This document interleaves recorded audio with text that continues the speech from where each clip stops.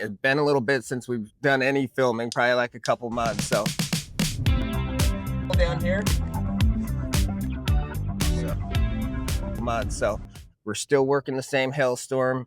But what we're doing this morning, we're gonna go check out some roofs over here. We got some flat roofs. We had a customer call in. We're in Sun City. We have like a couple HOAs and stuff going right now. We're still trying to pick up a few more of them. So a lot of people are still calling, having their roofs checked out. We have, these are kind of interesting homes over here. There's a bunch of flat roofs and they're like kind of like quadplexes, I guess you could say. We're gonna jump up on one of them. It's right here in the middle of the swath. We haven't looked at too many of these yet.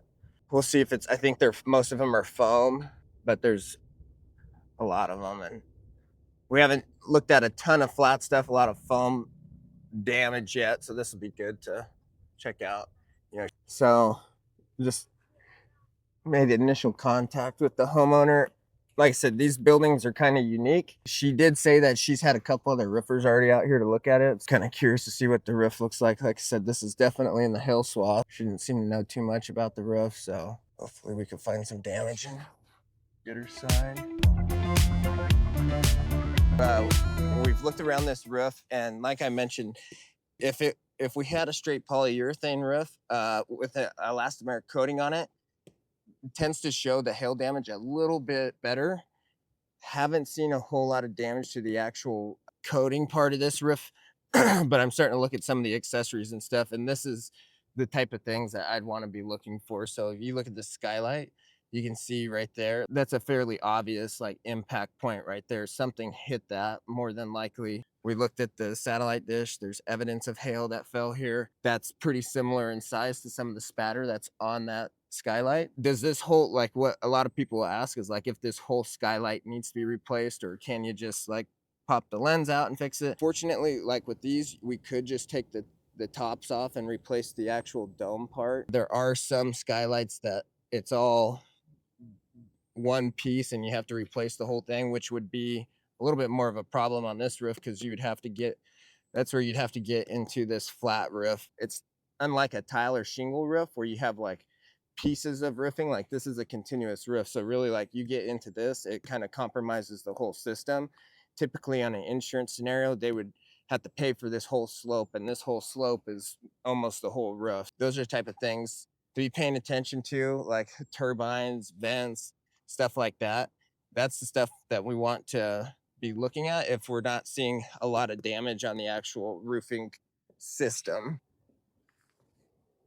And I like to use my flashlight on the soft metals.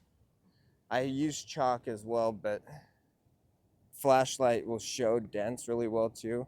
This is the neighbor's unit here, but if you see this turbine, that's an aluminum turbine. The one that she has is a steel turbine. This aluminum components, I mean, look at all the dents in it. But with my flashlight, and I'm taking photos in company cam, rather than me having to like chalk a bunch of stuff. This is a steel turbine. Like when I shine my light, you can see some spatter and stuff, but as far as dents go, I mean, these are a little bit beefier than like that one right there we just looked at. Like I definitely see spatter and stuff, but actual dents to it, not seeing a whole lot.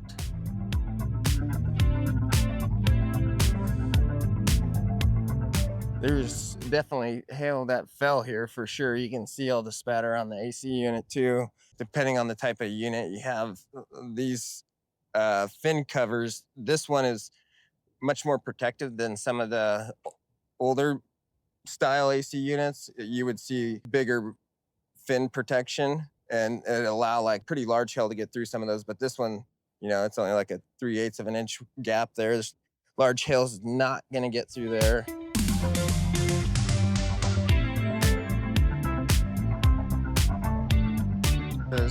Yeah, there's some cracking. Like it could use a coating. As far as storm related damages, not a ton. There's a little bit, but I don't think that there's enough to go through the headache of a claim. I think it'd be pretty tough to get the full roof approved. We'll give her an estimate to clean it up, get all the dirt and debris off of it, coat it. That is a maintenance thing you do need to do with these elastomeric coatings, like every 5 to 7 years. Coat it, make sure it's good, then you don't have to worry about it.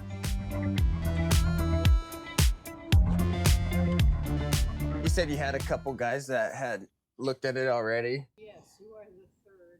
Did they tell you had hail damage on it? Some have, some haven't.